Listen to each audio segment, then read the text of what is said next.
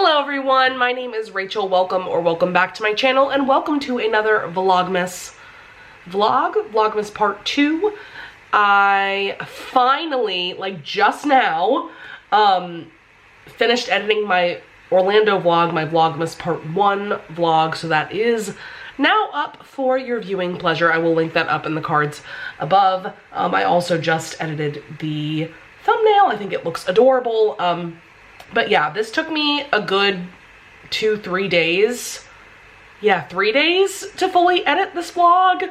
And I was editing like a couple hours each day, just because it took me so long to compile all the clips that I got from Orlando, and to edit them together, put music over the clips, all those things. So I'm glad that that is done. I really thought that I had already done an update for this vlog, but I don't know, this week has just been kind of crazy.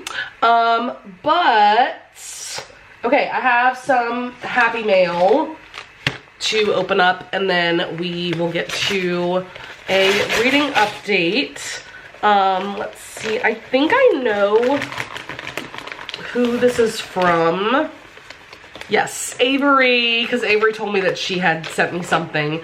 Happy freaking birthday, love you so much. I love you, Avery. Avery is one of the sweetest humans I have ever met, and her booktube channel is amazing, by the way, especially if you are looking for trope recommendation videos. Like, she makes a ton of videos where she recommends romance novels for like specific tropes, specific kinds of characters, things like that. Cannot recommend her channel highly enough. And let's see what we have here. Need to open this up more. Okay. Ooh, Sanctuary by Claire Kent. This is a chunky book. This is a series of novellas, so I didn't expect this book to be as thick as it is. No, this isn't the final book of the series, but this is one of the books in the Kindled series, one of my honestly top favorite romance series ever. I adore Claire Kent. This is a post-apocalyptic romance series, and it's like truly some of the best romances I've ever read. Oh my god, I need to continue on with the series, but I have been savoring these books because I believe there's 8 books total. Like, the final book just very recently came out. So yeah, I'm definitely savoring my experience because I don't want to run out of books. But I have put physical copies of these on my wish list. So thank you so much, Ava. I'm so happy to have this. And then let's see, I have another book here. I'm pretty sure this is a book that I pre-ordered. So let's see if that is the case. Yes. Ooh, so excited. This is Kingmakers, book 3 by Sophie Lark. Also used to be known as The Bully. My favorite book of the series, everybody's favorite book of the series, because Dean Yenin is everything. He's basically Draco Malfoy, and it's like the best redemption arc ever. If you know nothing about this series, it is a mafia romance series that takes place at this like mafia college, this mafia academy. Kind of has some slight Hogwarts vibes for sure, because some of the characters definitely have vibes of characters from the Harry Potter series. Like I said, Dean Yenin being like Draco Malfoy. But I just love the setting of Kingmakers. It has a gothic feel to it. The perfect series to read around this time of year for sure. Definitely has like an autumnal, wintry feel to it. And this is just my favorite of the series. And ooh, I'm seeing some illustrations. That is stunning. Absolutely beautiful. Might be time for another reread soon, because this book is everything. I actually thought this was going to be more pink, but it's actually purple, and it's so pretty. Ooh. All right, so reading update time. So I finished Freeing Luca. If you watched my last vlog, you will know that that was the book that I was reading when I ended that vlog. That is a sci-fi romance book, book 2 in the Clicanian series. And I did go into the plot of the book in my last vlog, so I'm not going to go into it here because it's kind of complicated. There's a lot of things going on in that series. I did not end up loving this, unfortunately. I gave it 3 stars, which is really sad because I loved book 1. Oh my god, Choosing Theo is just a top tier alien romance. Like, just go read it. Go read it if you haven't. Like, it's incredible. However, this book, I just, for one thing, didn't connect nearly as much to the couple that was featured in this book. I wanted to like Alice and Luca more than I did. And I did find myself getting bored at times while reading this. Even though there's a lot going on in this book, like, I just don't know. I did not connect with this book like I did book 1. So that's unfortunate. I am planning on continuing on with the series at some point. Who knows when that's gonna be. I'm not motivated to pick up book 3 anytime soon, but yeah. Then I'm in the middle of 2 things. So I started The Scandal of Rose by Joanna Shupe last night. So this is one of 2 novellas that we are featuring for the Blushing Blue Stocking Society, which is a historical romance book club that I run with my very good friend Lisa. So we decided for the holiday season to read 2 historical romance novellas and then discuss them at some point in January, as opposed to reading 1 full-length novel, just to kind of mix things up. And this novella I've been dying to read, so I knew that I wanted to feature this one as a part of our book club. And then Lisa picked the other one, Wicked Deeds on a Winter Night. This one was published back in 2019, but it got an updated cover, it looks like, recently, and it's absolutely beautiful. So I'm gonna read that one soon as well. Oh my god, I'm 22% into this, The Scandal of Rose. I am obsessed. I love Joanna Shupe. She's absolutely one of my favorite authors ever, and I just adore her Gilded Age romances. They are everything. And this one is just so fun and so angsty already. So we have Moore and Rose. There's quite a bit of an age gap between the 2 of them. She's 19, he's 38. She is an actress. He is of not the aristocracy, because that's not a thing in New York, but of the upper class. And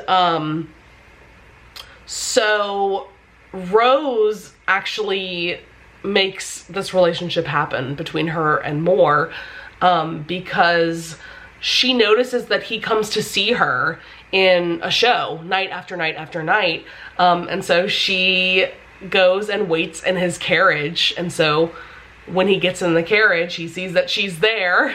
And so she's like, so why have you been watching me? And they definitely have so much chemistry. Oh my god. But he's like, you are way too young for me. You are a child. And she's like, no, I'm not. And they strike up a relationship. She ends up becoming his mistress. At the very beginning of the novella, we see that things are going well and good and all of those things. But he is engaged, so that is going to lead to some conflict between the 2 of them, and like, I'm just obsessed.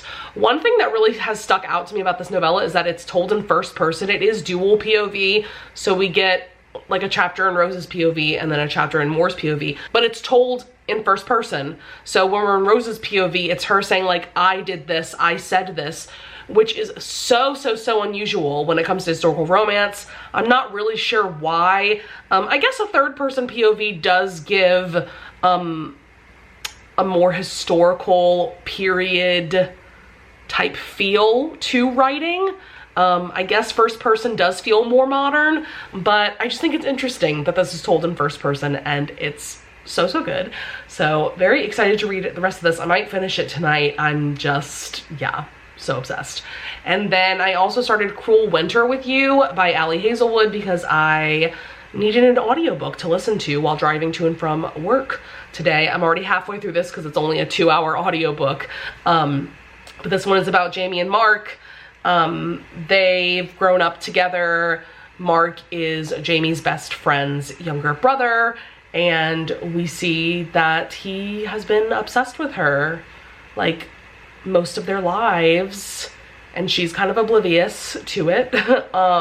But it's fun. It's just a fun little novella, and this is one of, I think there were like 5 novellas that were written by 5 different romance authors for like Amazon original stories. So these are on Kindle Unlimited. They're on the Amazon store exclusively, and the audiobooks are free if you borrow, or I guess buy the ebooks off of Amazon. And yeah, so I definitely plan on listening to the other audiobooks as well, but this is just something fun to listen to while driving or something like that. So that's gonna be it for this update. I've had plenty to talk about.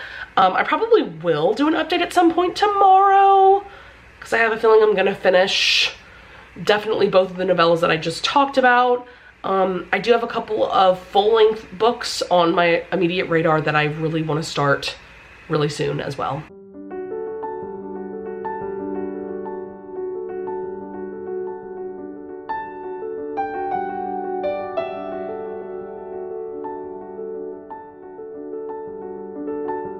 All right, happy Friday, everyone.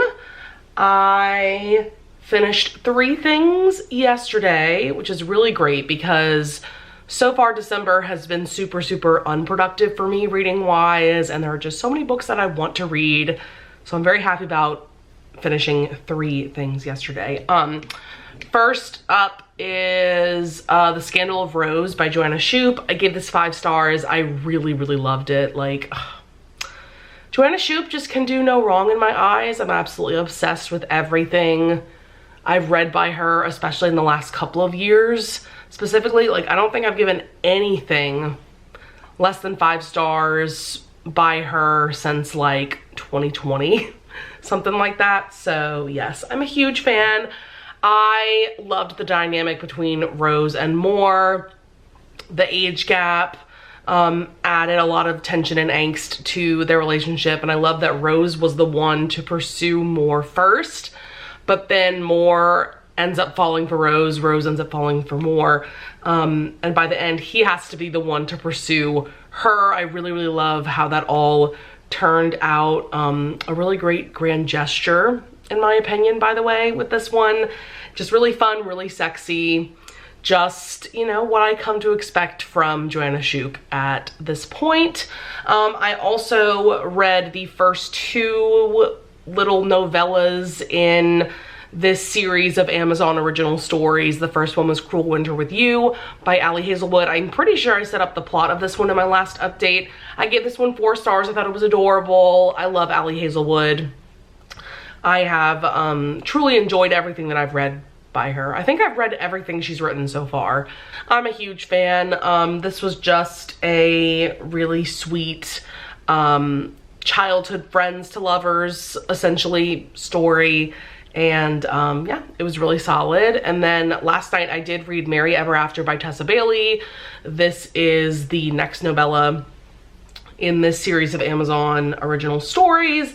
Gave this one 4 stars as well. This novella has convinced me that Tessa Bailey must be Jessa Kane, because the hero in this, like the level of unhinged that he is, and like the kind of dirty talk that was used in this throughout, like, was very unhinged and like very much in the vibe of Jessa Kane. That's all I'm gonna say. Like, they have to be the same person. This one actually reminded me of like a specific Jessa Kane novella called The Farmer and the City Girl, because that's the dynamic we have going on in this one. We have Luke, who's a farmer, and then Evie, who is working at like a thrift store, and their meet cute is really adorable in my opinion. He is trying on jeans at the thrift store that she works at. None of them fit him, and so she offers to make jeans for him, and it was just really sweet. She's also a single mom, and I just loved how like immediately Luke was like, yes, I want you, and I want to be the father of your son. Okay, thanks, bye, you know? And this was just very unhinged, just like a Jessica Kane novella. So fun times. I am going to read the rest of the novellas in this series within the next day or so. The next one is All by My Elf by Olivia Dade. I am a huge Olivia Dade fan, so I have a feeling I'll enjoy this one as well. And then there is one by Alexandra Belfleur, and I want to say Alexa Daria wrote the last one. I can't quite remember, but yes, I'm going to dive into that. I also have my staff holiday party for work tonight, so that should be fun. Yeah, not much else to say for this update. I'm just enjoying these novellas, enjoying having more time to read. Like this whole next week, I am off of work. I don't go back to work until the 27th, which is amazing because I will get to read so many books. Hey guys, it is technically Sunday. It is past 1 a.m., but we're just gonna pretend that it's Saturday. Before I get into this reading update, I wanted to show you guys this shirt that I'm wearing. I don't know if you'll be able to see on camera, but first of all, it has gold glitter on it.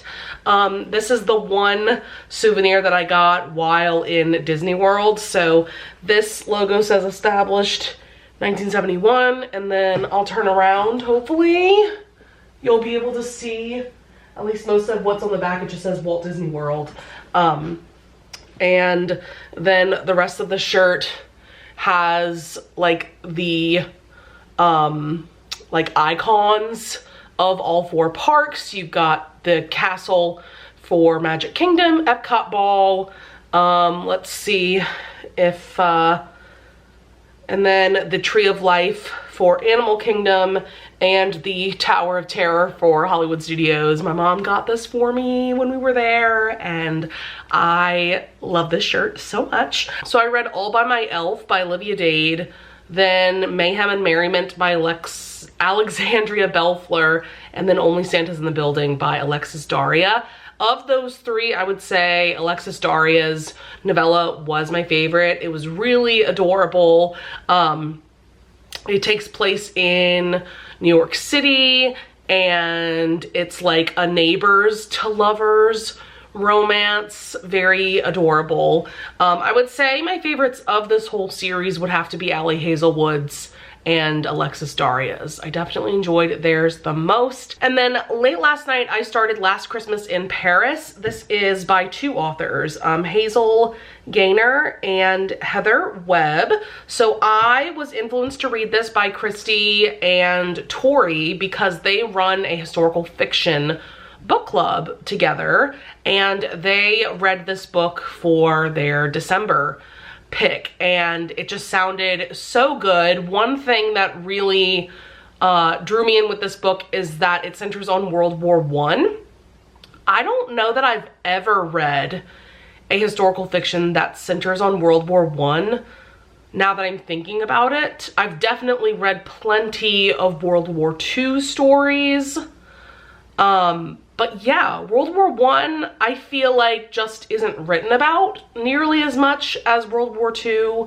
But I also haven't like sought out books that center on World War I. So I definitely want to, now that I've read this book. I really, really did enjoy this. The basic premise is that at its core, it is a love story between our 2 main characters, Evie and Tom. This book is told primarily through letters, like exchanges of letters between Evie and Tom, as well as a few other supporting characters. In between each year of the war, it's broken up by these short chapters from Tom's point of view years and years later, years after the war. And so I really, really enjoyed this. I think I would give it a solid 4-star rating.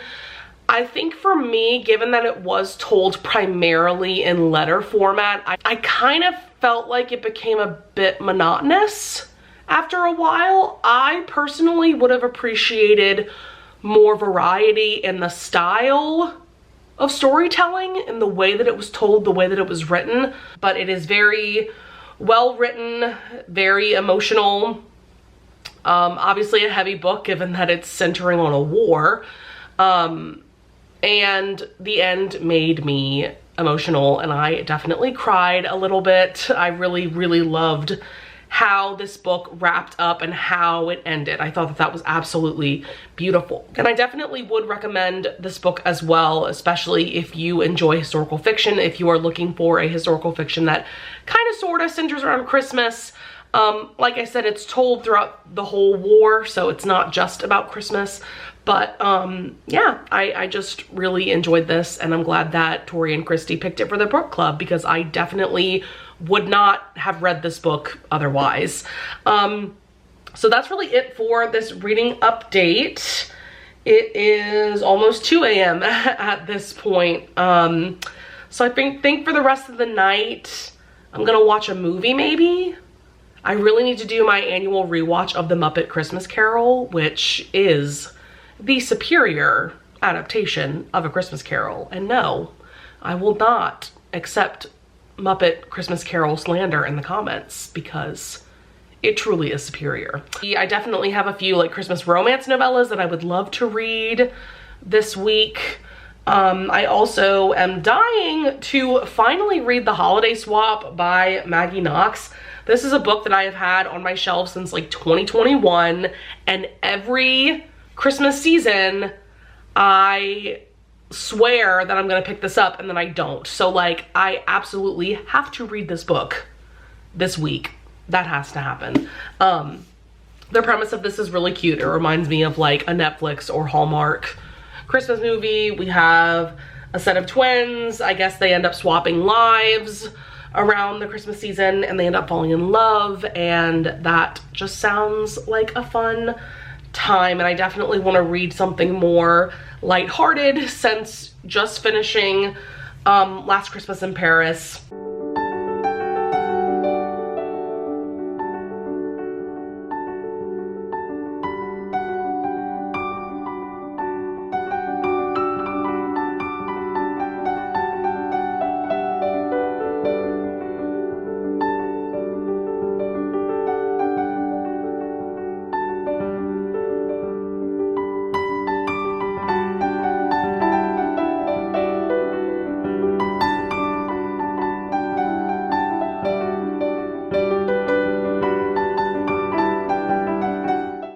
Right, I sincerely hope I am in focus. I just had to adjust the settings for this setup of where I'm filming right now. Hello everyone. Merry Christmas Eve.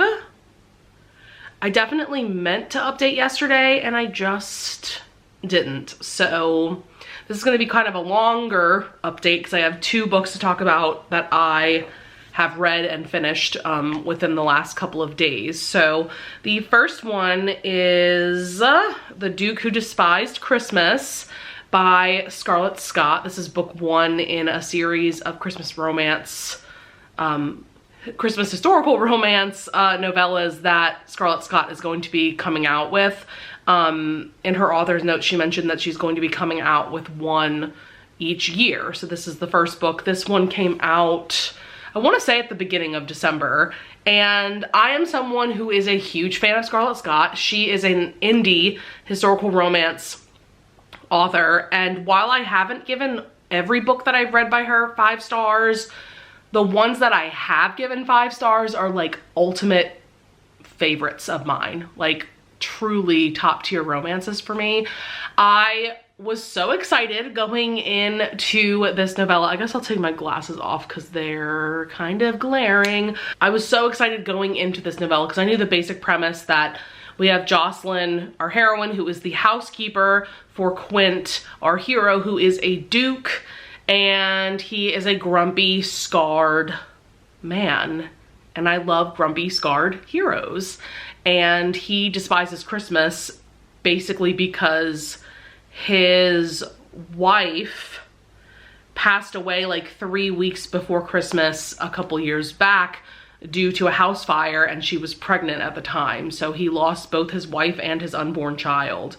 And so, understandably so, he hates Christmas. And because he's scarred and he's kind of mean to Jocelyn at first, this definitely gave me Beauty and the Beast vibes. So I love this. Oh my God.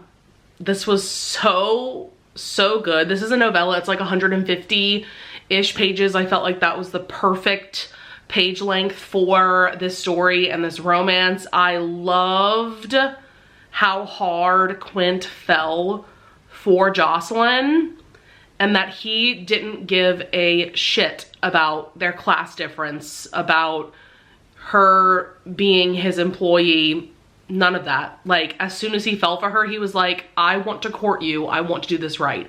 And she's like, hello, like, that could never happen, this is forbidden, like, you know, I am not of your class, I work for you. And he just didn't care. He was willing to do whatever it took to have her and to marry her. I also love that there was never a moment where he offered for her to be his mistress. He was like, no, I want to court you. And then when he like really fell in love with her, he was like, no, I'm gonna marry you.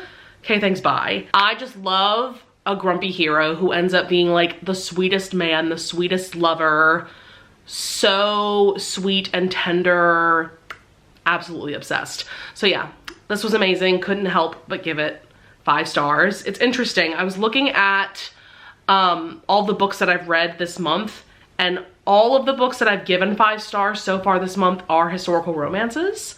I find that very interesting. I'm definitely in the mood for historical romance again, which makes me so happy, because I do think that that is my ultimate favorite genre, and I think it always will be. And speaking of historical romance, I don't know if I brought this up in a previous update. I feel like I've been filming this vlog for so long, but there's going to be a readathon in the new year, January 13th through the 19th, I believe, called the Rake Meets Blue Stocking Readathon, which is so exciting, because basically my book club with Lisa, the Blushing Blue Stocking Society, is collaborating with the Rake Appreciation Society that is run by Crystal and Jen for this readathon. And I'm so excited, because I have been dying for a historical romance readathon, and we haven't had one in at least a couple years at this point. So I'm glad that the 4 of us are bringing this kind of readathon back into the community. Yeah, so very excited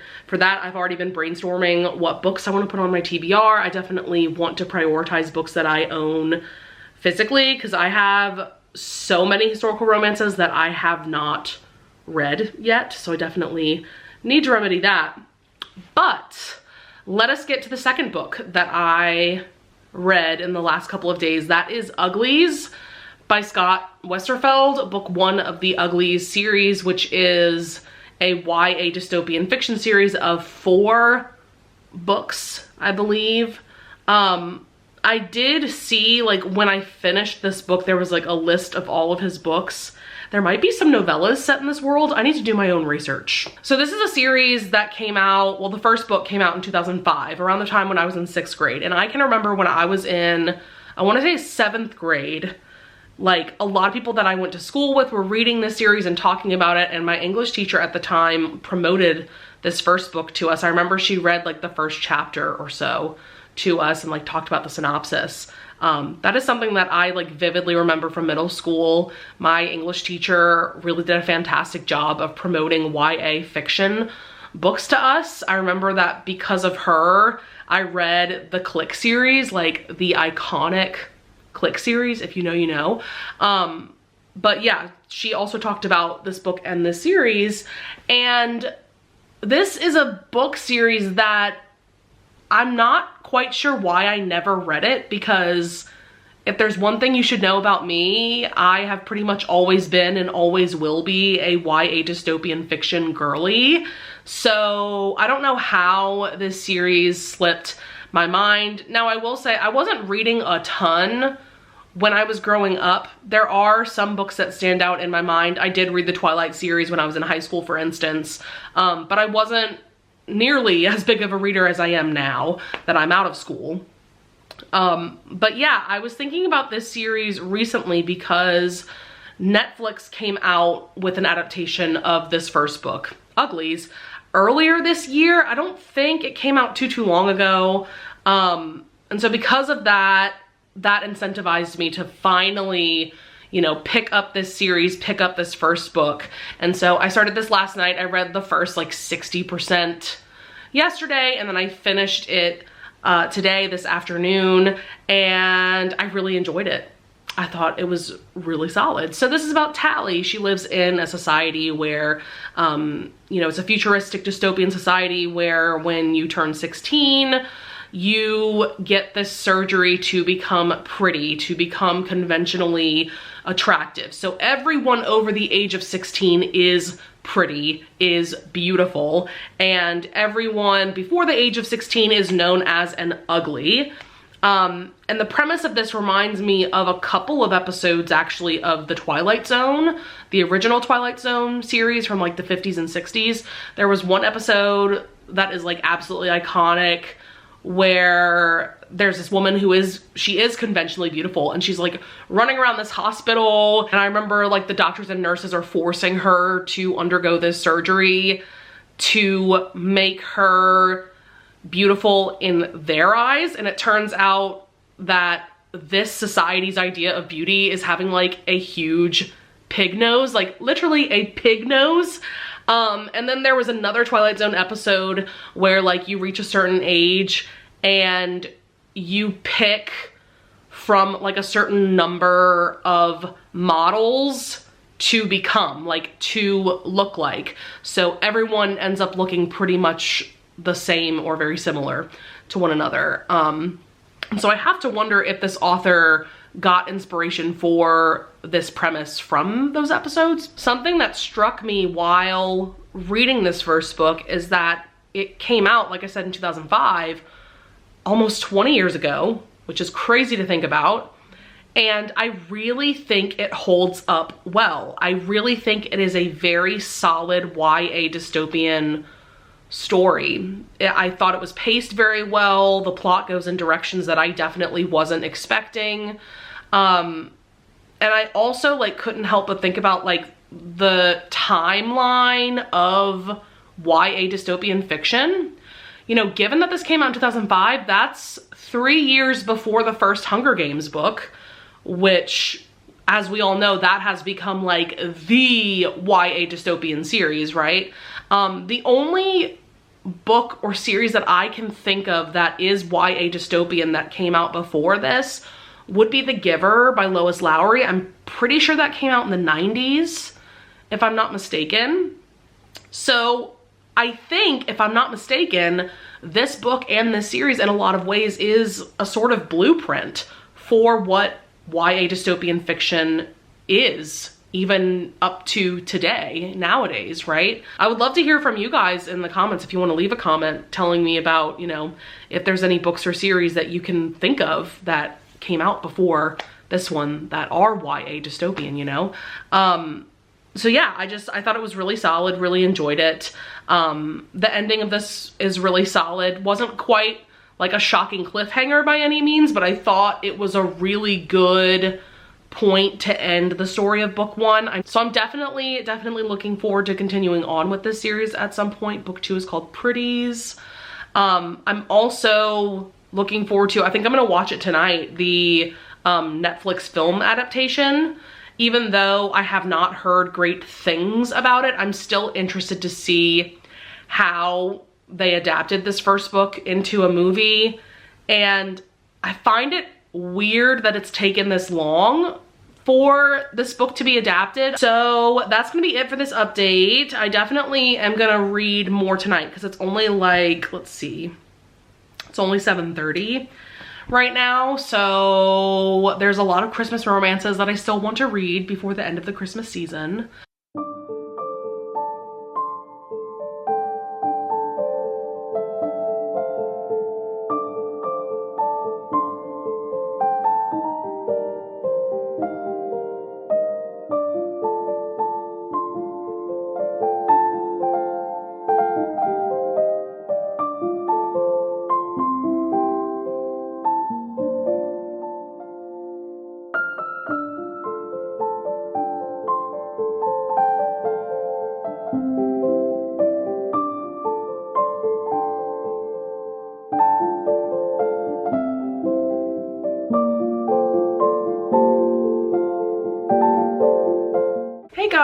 it is the 26th, the day after Christmas. I did not get any B-roll footage from yesterday, but I just spent the day with family. We always get together for Christmas dinner, but it's always during lunchtime, right at 1 p.m.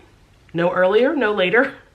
And then my mom and I came back to my place, and our dog Chloe was hanging out here while we were at Christmas dinner, and so my mom and I FaceTimed my brother and sister-in-law, and then one of my sisters and my brother-in-law. So that was fun. It's always nice to talk to my siblings. I don't get to talk to them all that often.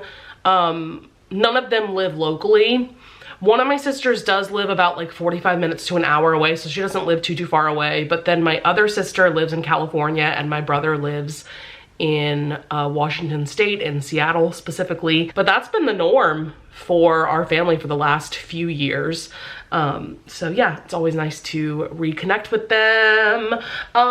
So Christmas, I got a couple books from my mom. Thank you so much, Mom, for getting these books for me. She got the last two books from the Plated Prisoners series by Raven Kennedy that I didn't already have in my collection. So we have book, I think this is book 4, Glow, and then book 5, Gold. I already have all the other books in the series, like Goldfinch. I remember that's the final book. I pre-ordered that when Barnes & Noble was doing one of their pre-order sales, and then the other books I had bought at other points in time. But look how chunky these books are, especially Glow. Like, that is a brick. Like, you could hurt someone with this.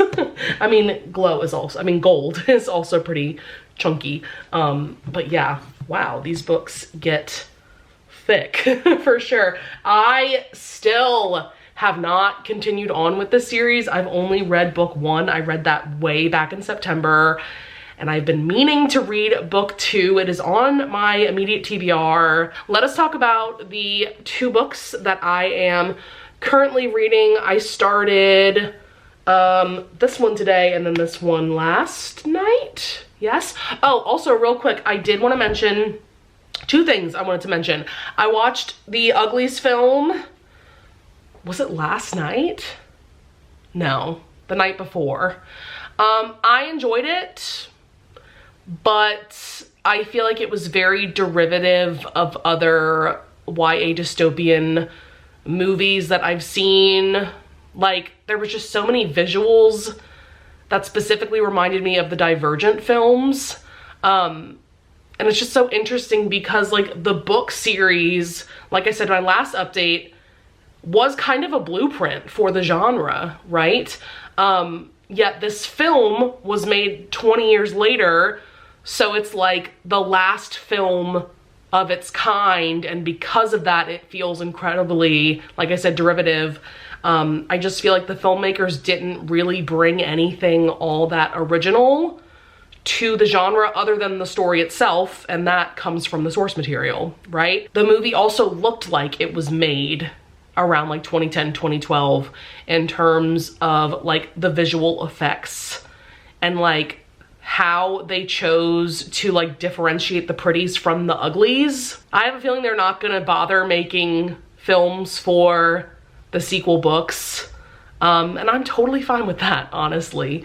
And then I did reread One Hot December by Tiffany Rice. This is book 3 in her Men at Work series. This is just a series of holiday romances. They're definitely all standalones. You wouldn't have to read the first 2 books before reading this, but given that this was the one that is centered around Christmas and Hanukkah, I wanted to reread it, you know, during this season. I had reread the Thanksgiving one last month, and then I reread the Halloween one like last year. So it's interesting. This was actually my least favorite book of the series when I read this series the first couple of times, because this is now my 3rd read through of these books, and now it's my favorite. So I don't know what that's about, but this one is a second chance romance between Ian and Veronica, who is known as Flash. She is a welder who works for Ian's construction company. They have a passionate one-night stand, but Ian breaks it off with her basically because he feels guilty and weird about him being her boss and dating her, right? And so she's left heartbroken and, you know, really upset, and understandably so. But where the book starts, she gives her 2 weeks notice because she wants to focus on her own art. She makes sculptures with welding. And so, yeah, because she's given her 2 weeks notice, basically now they can be together. And Ian apologizes to her for how he ended things, and, you know, things go on from there. This is a very steamy romance. Tiffany Rice's books are, and this was just so fun to read because I hadn't read a really steamy book in a little while. So really, really enjoyed this reread, and I give it 5 stars this time around. I really love this. Also, the audiobooks for this series are all like 5 hours. You would absolutely fly through them. So first book I want to talk about is Tales from the Shadowhunter Academy. This is a bind-up of 10 novellas that take place in the Shadowhunter Chronicles world that is written by Cassandra Clare. And it's interesting. She collaborated with these 3 other authors in various novellas, so she didn't write any of them by herself. She collaborated with other authors, which I think is interesting because it's her world at the end of the day. Like, these are her stories to tell, and none of the full-length novels are co-written with anyone. It's only the novellas that she has collaborated with other authors, so I do find that to be very interesting. The main plot of this bind-up is we are following Simon Lewis's time in the Shadowhunter Academy. This is a school for up-and-coming Shadowhunters that has recently been reopened following the events of the final book of the Mortal Instruments, which is City of Heavenly Fire, which I finally reread last month, I think, maybe the month before. And I've been doing a reread of this entire universe, which consists of, well, I've reread 2 complete series. I reread The Mortal Instruments and The Infernal Devices. I am rereading this so that I can move on to my reread of The Dark Artifices. After that, there is another bind-up of novellas, and then I can finally jump into the Last Hours series, which that series I had read book 1, but I have not read the other 2 books of that trilogy. So I'm just very, very excited to finally be able to jump into that series and finally be able to finish it. So yes, in the reading order of this universe, this is the next book that I need to reread. What's really interesting about this book is I kind of hated it the first time that I read through this series. I gave the bind-up, I think, 3 stars. And in my Goodreads review, because I read it the other day, I was very critical of the fact that Cassandra Clare had collaborated with other authors. I felt that it was pointless, and I absolutely despised the ending of this upon reread. So I have now read 3 novellas in this bind-up, so I have 7 to go. I am loving my reread. I'm really, really enjoying it. I am not bored at all. And I really think that a big part of that is now I have access to the audiobooks. The first time that I read through this series, I don't think I listened to any of the audiobooks of this series. I was just reading these books physically. And I do think that that affects my enjoyment sometimes with books. Not all the time, but sometimes. And so I think that was the case with this book and with kind of a lot of the books in this series. I find that I'm just loving them so much more upon reread. So like I said, this is mainly focusing on Simon and his time in the Shadowhunter Academy. But the novella that I just read, oh my God, it was so good. It's called The Whitechapel Fiend. And it is basically Cassandra Clare's take on Jack the Ripper. And I just loved it because we got to spend time with Tessa and Will and Jem and several other characters from the Infernal Devices series. This novella takes place 10 years after the end of the Infernal Devices, and I loved it so much. And then I just started like an hour or so ago, The Holiday Swap by Maggie Knox. First of all, I did not realize Maggie Knox is an author duo. Their names are Karma Brown and Marissa Stapley, so that's interesting. I'm on page 55, that is chapter 4, and that is about like 18% of the way through. This is a really fun premise, definitely gives like Hallmark, Netflix, Christmas movie vibes, but I'm definitely enjoying it more than those kinds of movies. This is about Cass and Charlie, who are a set of twins, as you might be able to tell on this cover. They live very different lives. Cass works for her parents' bakery, and Charlie is essentially a reality TV star. She stars in baking shows, essentially, and right now she is trying to become like a solo host for these baking shows. For years, she has had to co-host with this guy, Austin, who is an asshole, and so she's trying to just like get her own gig. So basically things happen, and Cass and Charlie decide to switch lives for the next 10 days, and I'm just really enjoying it. It's really fun. I definitely need to go to bed within the next couple of hours, but I really, really want to read some more of this, and then I might read one more novella in this bind up.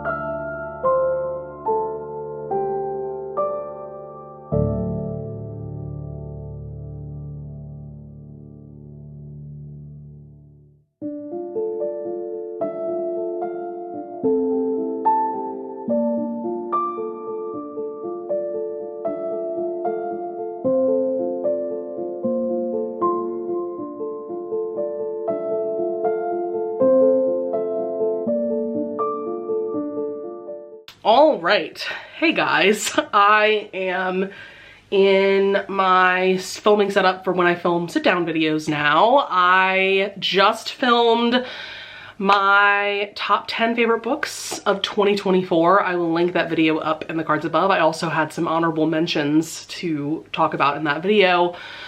So I talked about like basically my top 15 books of the year, and now my brain is dead. That was quite the ordeal for me. First of all, because I haven't filmed a sit down video in a long time, and also gushing about books exhausts me after a while, because I just like, I get so like worked up and passionate for like honestly no good reason, and now I am tired.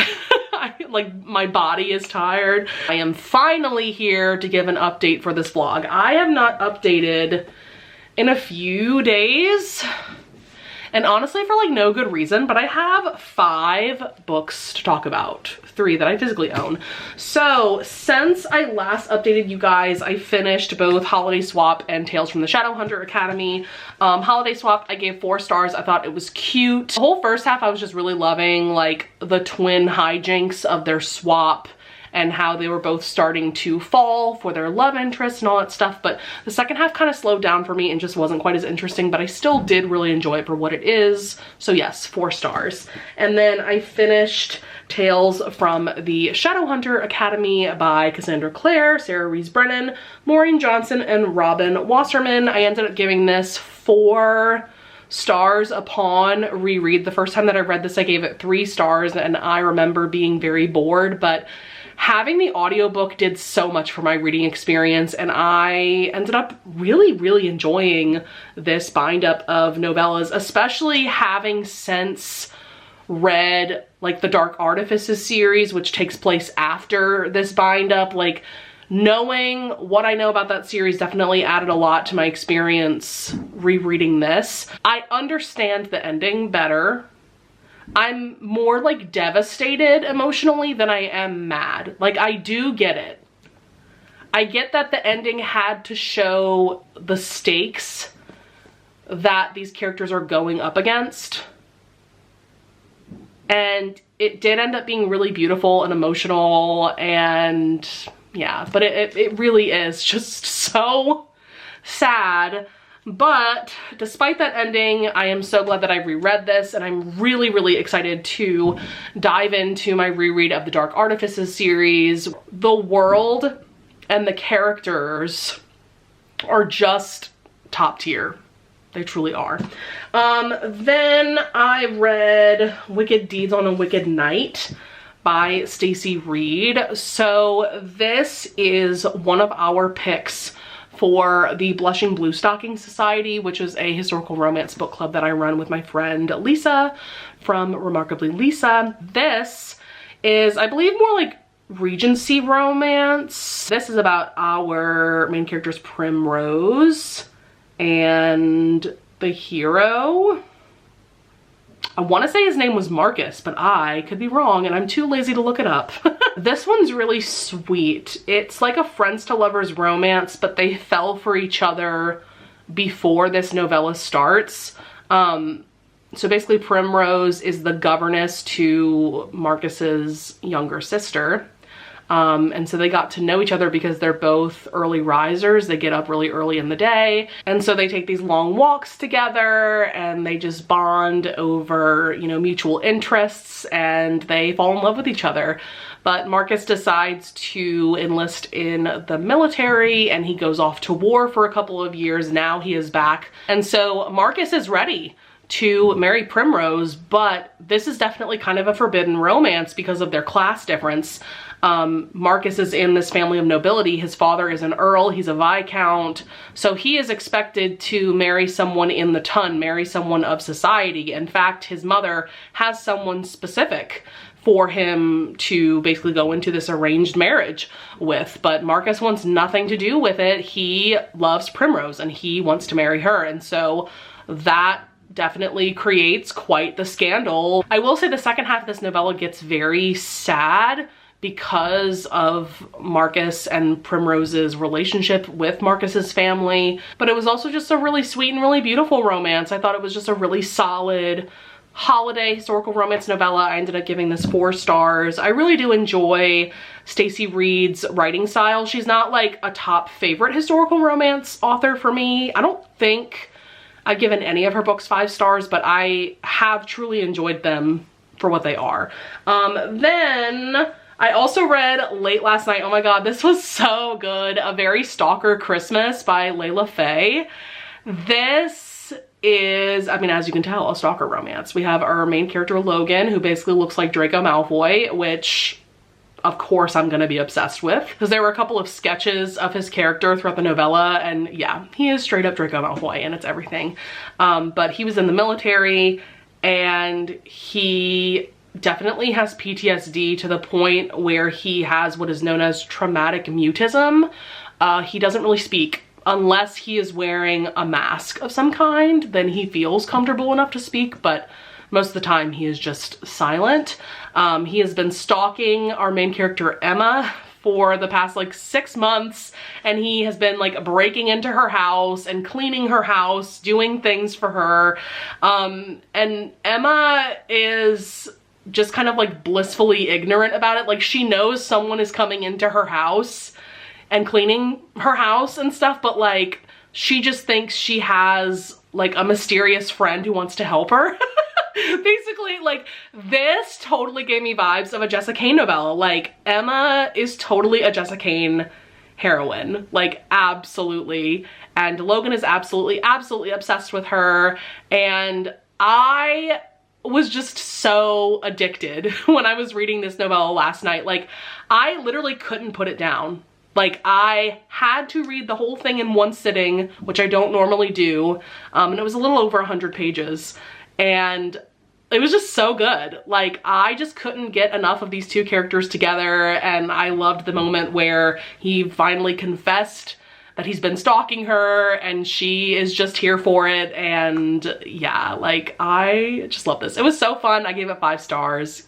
You know, a fun, unhinged time for sure.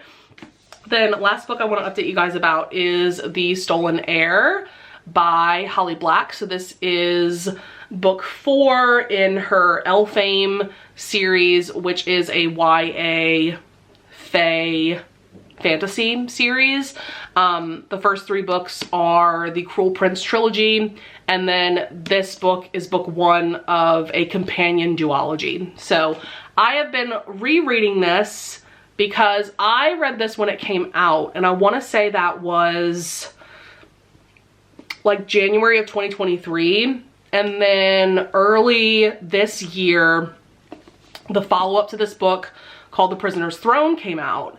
And it had been so long since I read this book that I like forgot everything that happened. And so before I could dive into Prisoner's Throne, I knew that I had to reread this one. And I'm so glad that I did, because like I said, I really forgot like everything that happened, except for like a couple of scenes and like vibes and stuff. But I am on page 177, and that is pretty much right at the halfway mark. So this duology follows Surin, who is a character that we are introduced to. I remember specifically in The Queen of Nothing, we see her character, and she is the queen of the Court of Teeth, but she became queen as a child, and her parents were like the worst. They ruled the court in her stead and basically like kept her as a prisoner for years and years.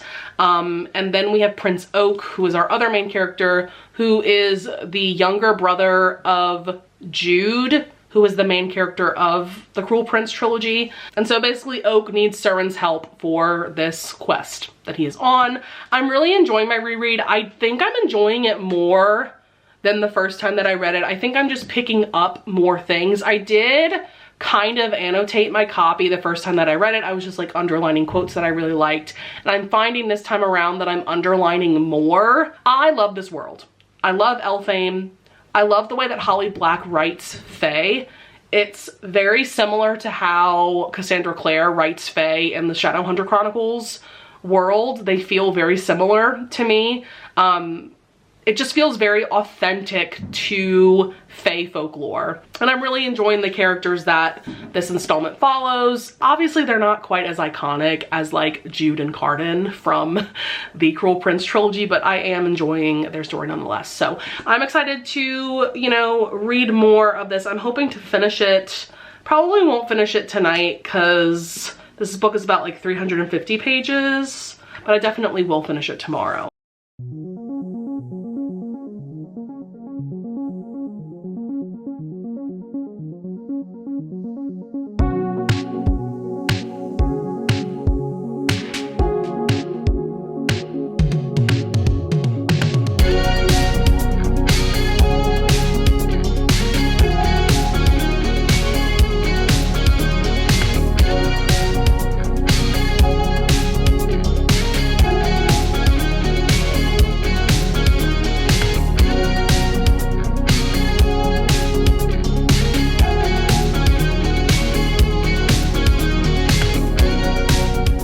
Alrighty, so it is definitely honestly like past time for me to do a final update for this vlog. I think I started this vlog around like December 16th, 17th, and it is now January 3rd. So yeah, definitely time to wrap up this vlog. I read volume 12 of The Way of the House Husband. I love this series. It is straight up stupid. It is stupid comedy. And it's comedy that works for me. Like every now and then I literally will laugh out loud at something happening in this manga. It's slice of life about our main character Tatsu. He was in the Yakuza, but now he is a house husband. He is married to his wife Miku, who is the breadwinner of the family. She goes to work. And he takes care of the house. Basically, he takes his job as a house husband like super seriously, as if he's still in the mafia, and that's where the comedy comes into play. And there's other side characters that come into the story that add a lot as well, and it's just very entertaining. Like I said, slice of life, so every chapter is just like a different event in Tatsu's life, a different incident, just hijinks. So fun time. I always give these 4 stars, and I definitely will keep reading because I am still entertained by this premise and by this manga. Also, Tatsu is very handsome. He is a hot dude, and that's all I gotta say.